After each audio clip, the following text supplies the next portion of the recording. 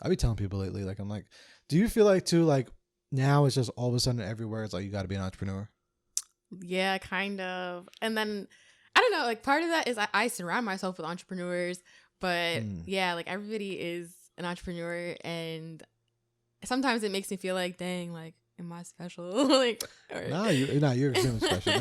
Never say that. Thank you. Yeah, but I mean, I don't want to talk negatively about anybody, because if that's what you're trying to do, then do it. I have a problem with like the people who are not really about what they're doing or like working towards it. Because like I just said this last night on Instagram Live. Like, I stopped saying that I'm an aspiring entrepreneur.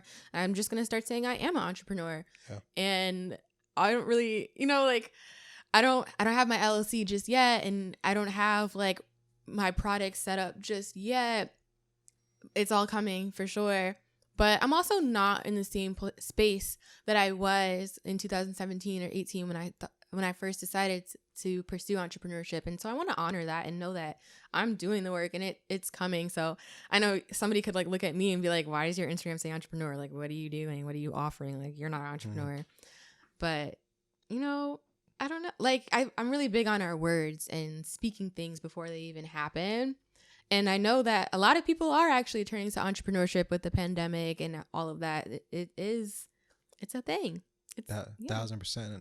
Yo, I double back that 100%. Like, there is no level of, sometimes people have to feel validated. They have to feel like, I have dangerous. Yeah, like I have, $5,000 coming out of my Shopify account, or if I only had 100, I can't call myself an entrepreneur. I can't call myself a speaker. Like, there's those type of things, but it's like, when's that mark? You know what I mean? There's never that tally. Like, there's not that official tally of like, this. So it's like, if you feel like you're a fucking entrepreneur, you are. Like, you could have a 9-to-5, but guess what? On the weekends, if you fucking selling keychains, you're an entrepreneur. Like, obviously you're not to the level of like a fucking Eric Thomas or a Grant Cardone or something like that, but you still are an entrepreneur, and your journey is your journey. Exactly. And also, like, I want to be able to look back, and because I know I'm doing the work and I know that I'm moving forward, so I want to be able to look back and say, yeah, like, I was an entrepreneur back then, and I have been doing this.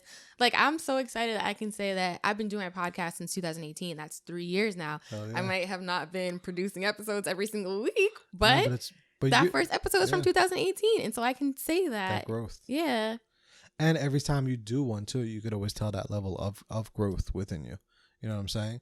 And sometimes too, stuff like that, like, you are an entrepreneur, so you create how frequent you want to do it. Mm-hmm. You don't need to do it every week. Yeah. You don't need, like, it's however the fuck you want to do it. Like, we were just talking about this, like, seasons change, things shift.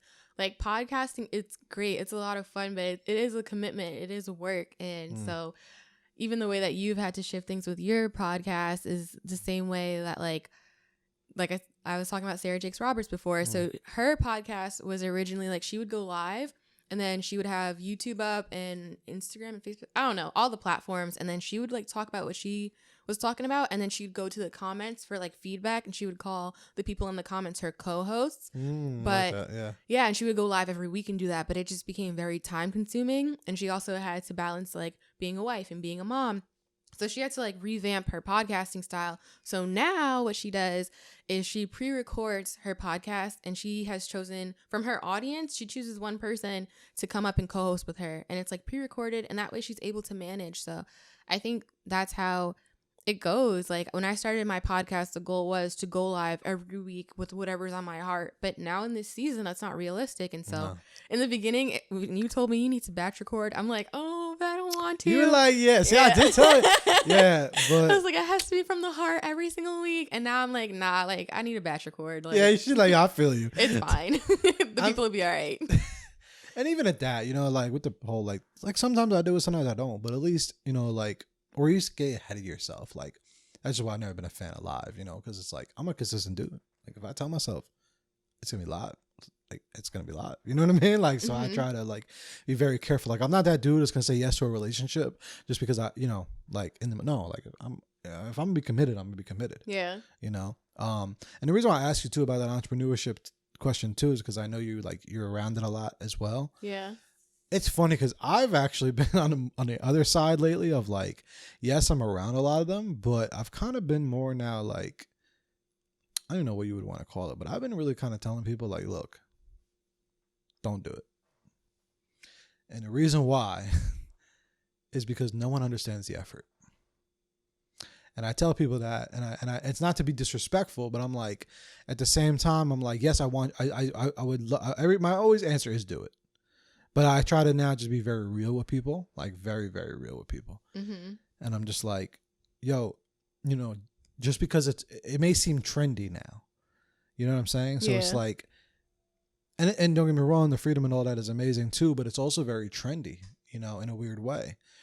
And just people, I just feel like just don't understand the hard work. Yeah, it is a lot of hard work. And they say, I don't know the statistic, but most companies like fail after like 5 years or don't even make it to 5 years, I think. Something like that. Yeah. But I mean, I don't want to let the statistics deter anybody. Like, exactly. If you know that this is without a doubt something that you're passionate about, and passion shifts and changes, that's normal.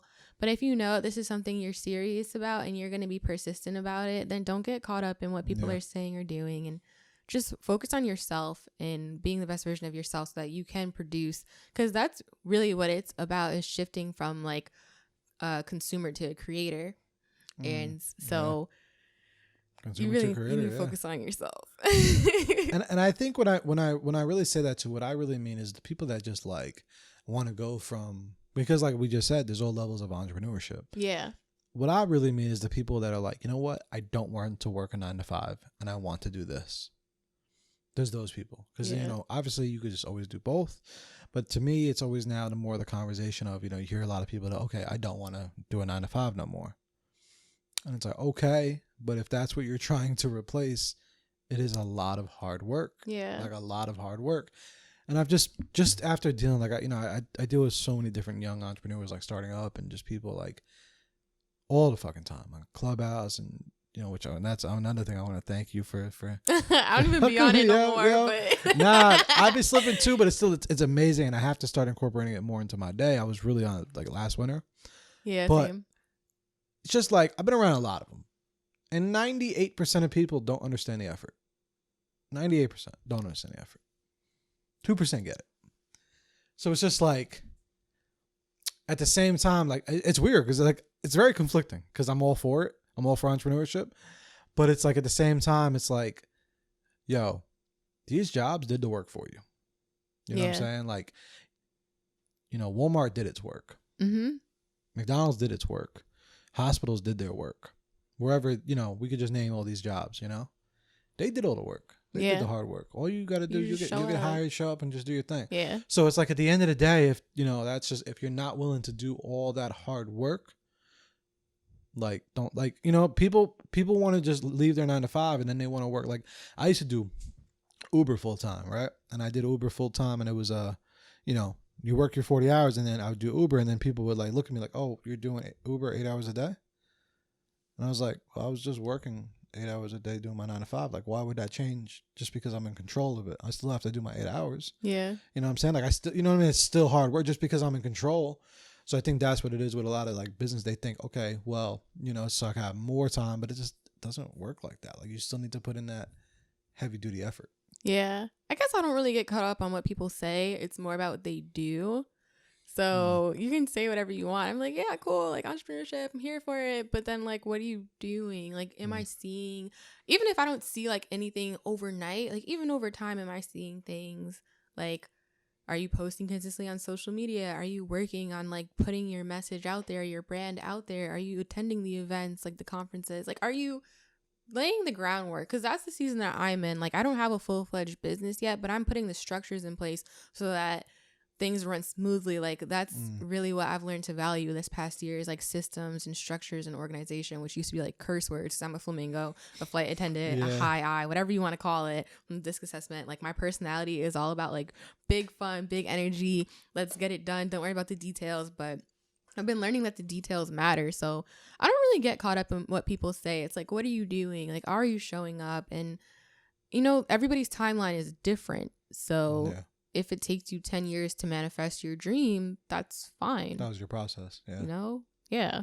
That was your journey. Like, time is gonna weed out who's real and who's not. That's not my job. Yeah. So Yeah, exactly. Yeah. It's just that don't worry about it. my thing is just something I just don't think they know it. They don't. But who's talking to them about it? Which is part of the issue. Like, a lot of people in my circle at work with the youth, they want to build programs and classes to talk to people about the behind the scenes of entrepreneurship, because we just see the glamour on social media, and it's so much more than that. So those conversations are definitely necessary, because people just think like, oh, I'm going to get on Instagram and I'm going to make money. But they don't talk about like, okay, like, let's talk about the structure. So yeah, get on Instagram, but is your messaging clear? And like, what are your products exactly? And how are you directing people to those products? And who is your target audience? And do you have a business structure? And which business structure works for you best? And do you have your business bank account? And like all of that. Are you doing the real deal? Like, not